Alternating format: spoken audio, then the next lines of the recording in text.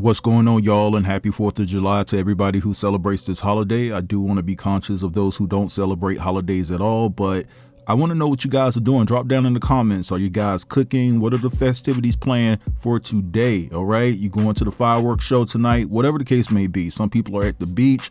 That's where I'm headed, or whatever the case.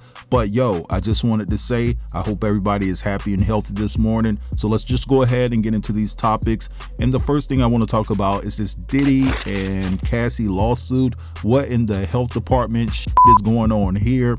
So you have a former escort for Puffy and Cassie by the name of Clayton Howard that is suing them because he's saying that Cassie gave him a STD, and also she was pregnant by him and got rid of the baby without letting him know about it. And Howard goes on to state that after those chain of events transpired, that Cassie continued to have unprotected sex with him. Now, Howard also claims that he started working with Diddy and Cassie back in 2009 and that it lasted for 5 years. I believe he said that he was getting paid $5,000 to $7,000 a pop every time he hooked up with them. But he goes on to say that he felt that he was used for entertainment and for the purposes of commercial sex, just to satisfy their sexual fetishes. Now, Howard goes on to state that he was basically trafficked and that Diddy and Cassie rugged him, and I'm paraphrasing there. They manipulated him and traumatized him while they themselves were in a toxic relationship. And he said that the relationship often turned violent. And so basically he's saying that he wants some of that $20 million that Cassie got. I mean, he's going after Diddy as well, but he's blaming Cassie for manipulating him into taking X and having unprotected sex. And he also says that she would order him to beat his meat for hours on end, resulting in tears, skin peeling, and scabbing to his blank. You know what I'm talking about, right?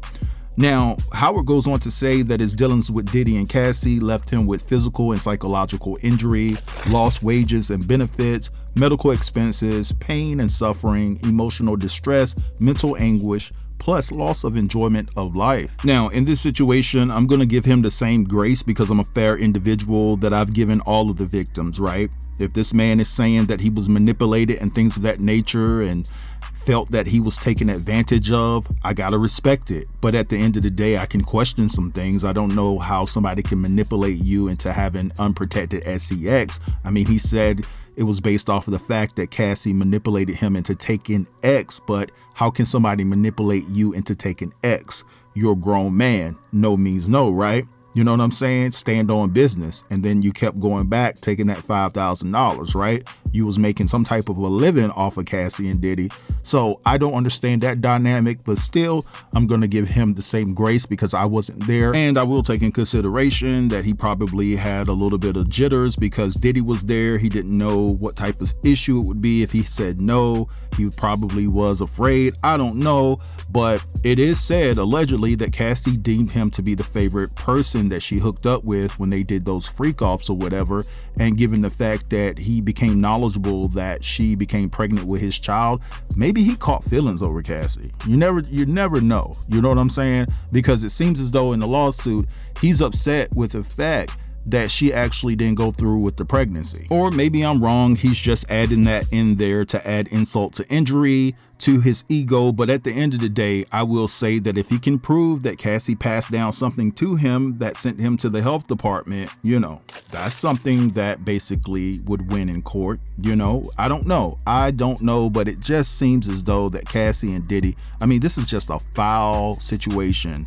And one day Cassie's kids are going to learn about all of her activities. I will say that, you know, her husband, Alex Fine, he has to be a strong man because I don't know if I could be with someone that has been through multiple golden showers, passing down things that cause individuals to have to go to the health department. You've been with multiple individuals and it's just a lot. It's a lot. I know everybody has a past, but I'd rather not know about the past. You know what I'm saying? But anyway, we'll pay close attention to see how this thing unfolds in the future. Now let's move along because Laura Coates from CNN sat down with one of the alternate jurors and he talked about certain aspects of the freak-offs tapes and the fact that Dawn Richard came across extremely incredible during her cross-examination and things like that. I want you guys to take a listen at this soundbite and I'll be back.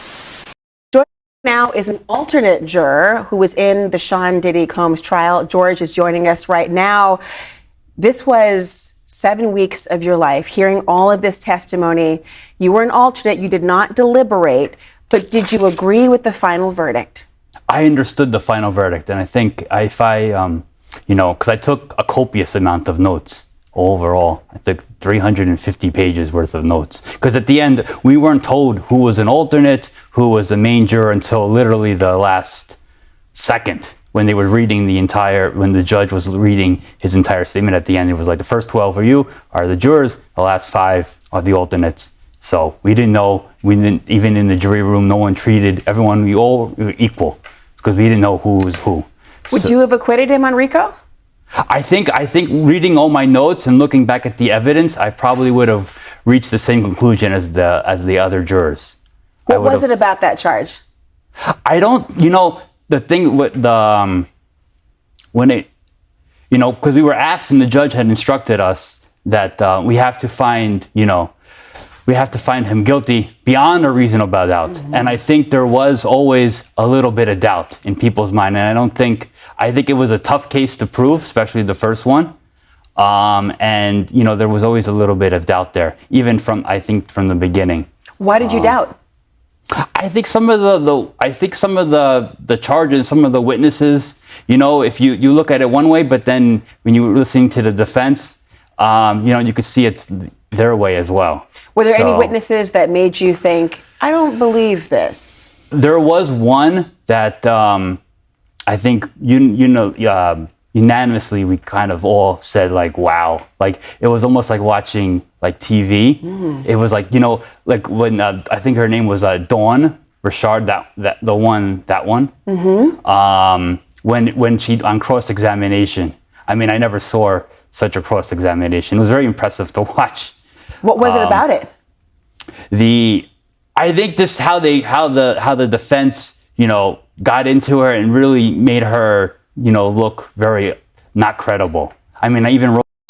All right, so you guys just saw and heard all of that, and it's important to note that he did not have a vote within this verdict or whatever. He was just an alternate juror, but at the end of the day, for him to come on a platform like CNN and basically say that he didn't see the RICO really supports a lot of us who had the same ideology that didn't see the RICO. You know what I'm saying? Now, let me say this. I believe that there's a lot of people that are caught up in their emotions because of that video of Diddy putting pause on Cassie. And trust me, guys, I understand because it was hard for me to separate my emotions. You want Diddy to rot in jail, to be honest, based off of that video. But we have to separate our emotions and understand what he was actually on trial for. And what he actually was on trial for, he was not guilty of. I mean, at least the racketeering charge, right? We know that he was guilty of the 2 other charges, but the RICO, he wasn't guilty of. Now, listen, I know that some of us feel that the justice system failed us, but when you sit back and you just really dig deep and you look at the absolute facts,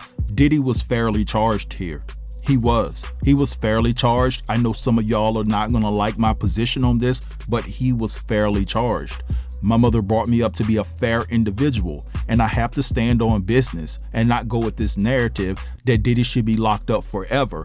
Based on what he was charged with, he was fairly charged. Now, let me say this. If Diddy gets out and later on throughout the years, he's indicted for the deletion of Kim Porter, guess who's gonna be in Los Angeles covering that story? Yep. Yours truly. I'm going to be on the grounds just like all of those independent journalists were covering this Diddy trial.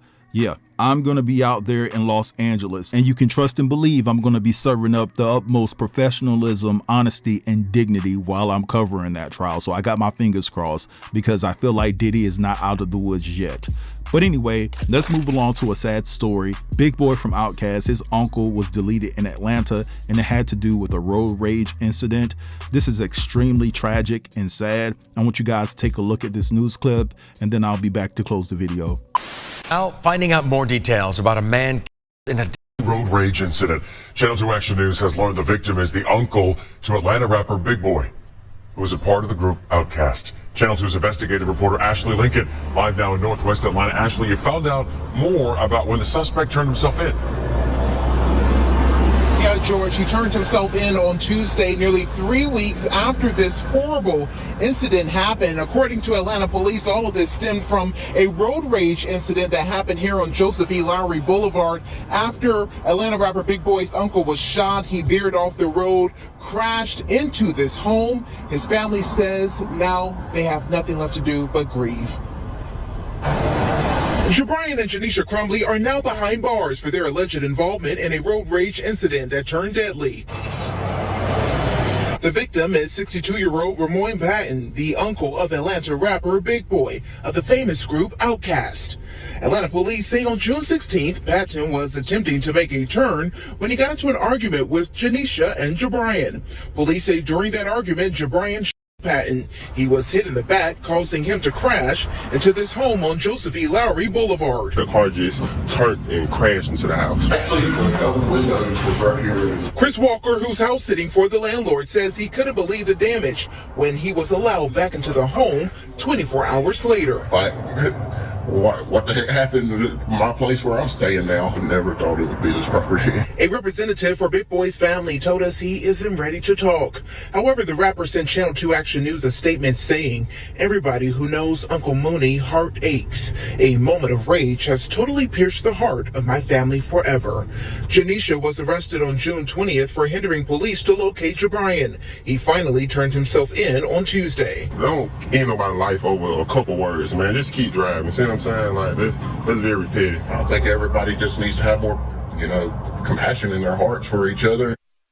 And Crumbley, the alleged shooter, is being charged with aggravated assault and possession of a firearm during a commission of a felony. You can count on Channel 2 Action News to follow the story. Reporting live tonight in Northwest Atlanta, Ashley Lincoln, Channel 2 Action News. All right, so you guys just saw and heard all of that, and I just want to send my condolences to Big Boi and his entire family. I know that they're going through it. I know that he really loved his uncle, and most importantly, Big Boi is just a nice human being. Andre's a nice human being. The entire Dungeon family, they're just cool dudes. I had the opportunity to meet them off of Boulder Crest Road back in the early 2000s when they were shooting the music video for Ghetto Music. And they was just welcoming and inviting, just cool and down to earth. So I just want to send prayers to Big Boi and his entire family. But anyway, I'm gonna let this go right here. I want you guys to drop down in the comments and let me know what you think about everything I discussed within this video. Don't forget to like, comment, share. And if you're new here, consider subbing to the channel. I'll get with you guys later. Enjoy your 4th and drink responsibly, guys, okay? No drinking and driving, all right? Take care. Peace.